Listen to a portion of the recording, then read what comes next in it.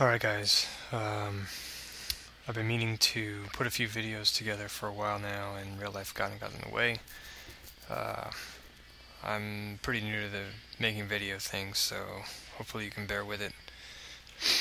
There were a couple things that I wanted to touch on briefly, some issues that I think cause some consternation, perhaps among new players, or some off-putting among prospective players. So let me dive into those real quick. Let's see. The first one relates to a misconception that a lot of new and prospective players have. The whole thing came up because on Reddit there was a post about the size of Titans in Eve relative to the size of mega ships in other franchises. And there was a particular individual in the thread who aired this sort of laundry list of grievances with his experience in Eve. I don't want to get into the whole thing, but the one thing that really struck me as being something I strongly disagreed with is this perception that it doesn't matter what you do as a new player, because everyone else who has been in the game has already had whatever the difference is in the time that they've played over the time that you've played to accumulate skill points, and therefore you could never possibly be as good as anyone who has played for longer than you. I basically disagreed with this for two reasons. The first is that the hard skills in the game, the skill books that determine what you can fly, what modules your ship can fit, things like that. They're basically small incremental increases in percentages or incremental decreases in percentages based on what the skill is and what systems it affects. In most cases, the difference is really small. Maybe the biggest difference could be being able to fit one module where you weren't able to before. One person could fit it, one person could not. But that really doesn't matter, because Eve is really success in Eve is really determined by soft skills, skills that the player brings to the game, not the skills that the characters possess in the game. The ability to analyze situations, choose targets, things like scouting, FCing, fitting ships.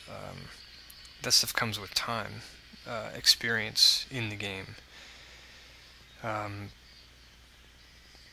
The hard skills in the game have a pretty shallow cap, meaning that the skills that are available to a new player are also available to a veteran player, and it wouldn't theoretically take much time at all for frigates or destroyers to get capped on either a veteran or a new player account.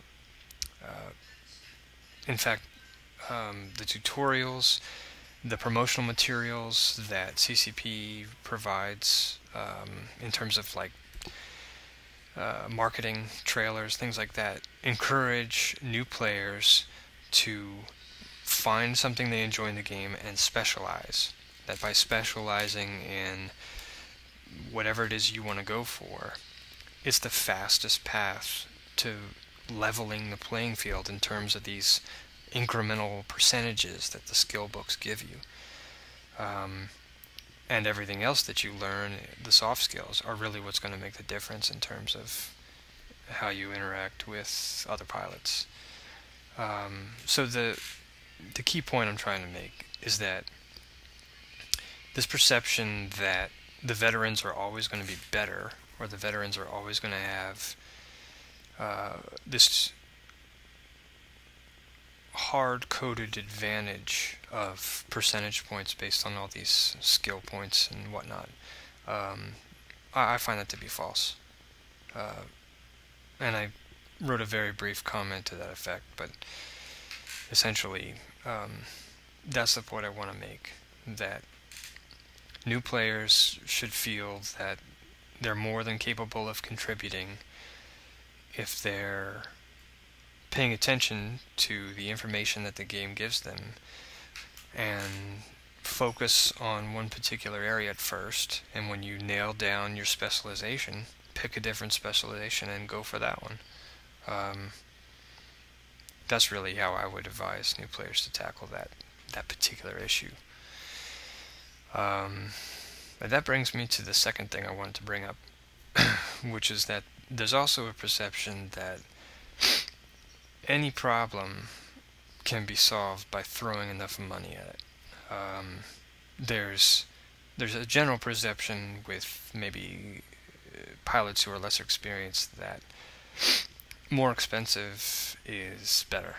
And I have a somewhat old kill mail that was posted a while back that illustrates why that perception is dead wrong. This is a battleship that was lost some time ago in low sec to a small gang. I mean, we're looking at, what do we have? Force Recon, 2 battle cruisers, and a frigate. No, I'm sorry, the frigate is actually a PvE pirate. So, this ship, by itself, the hull would probably cost less than 200 million. This particular loss cost this pilot almost 6 billion ISK. That's a really ridiculous figure for a PvE battleship, in my opinion. And whether or not you want to disagree on whether it's worth fitting a PvE battleship with 6 billion ISK worth of modules, the point is it didn't do what it was meant to do, which is survive. He basically just pissed that money away. To illustrate the point of why it's not better to spend all that money, other than the fact that you could have spent it on other stuff. I just real quick threw the ship into PIFA as it was fit by this particular pilot, and just to highlight real quick, because I don't want to get into theory crafting or all the reasons why this fit is terrible, I want to point that as a PvE ship, 4 minutes of cap stability or cap life is insufficient. I don't think that there are too many battleships that will blitz a level 4 in less than 5 minutes. Not to mention the chunk of cap you're going to lose each time you warp to the next room. So that's problematic. Also, you're doing frigate level DPS in this ship, which is, it's inadequate. It's not acceptable. It's inefficient. I don't even know how long it would take to finish a level 4 mission doing less than 200 DPS. The only redeeming value in this ship is the fact that it's getting damn near about as high as EHP as I could do fitting the thing myself for level 4 missions, which I did. Just threw this together. I'm not an expert on PvE or battleship fitting, but for 5.5 billion less ISK, I was able to get a cap stable PvE battleship with more than triple the DPS and the same tank. So just briefly wanted to point out that that's a perfect example of why spending more is not better. Maybe in the course of your travels you'll come up with better examples. Certainly there are plenty of them, but in any case, those are the things I wanted to mention real quick. Don't be fooled by players who say that that spending more on your ship is going to give you a better edge,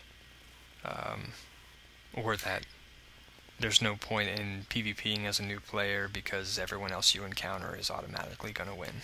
Both things are bullshit. Don't fall for it. And hopefully I'll do a better job in my next video. Thanks.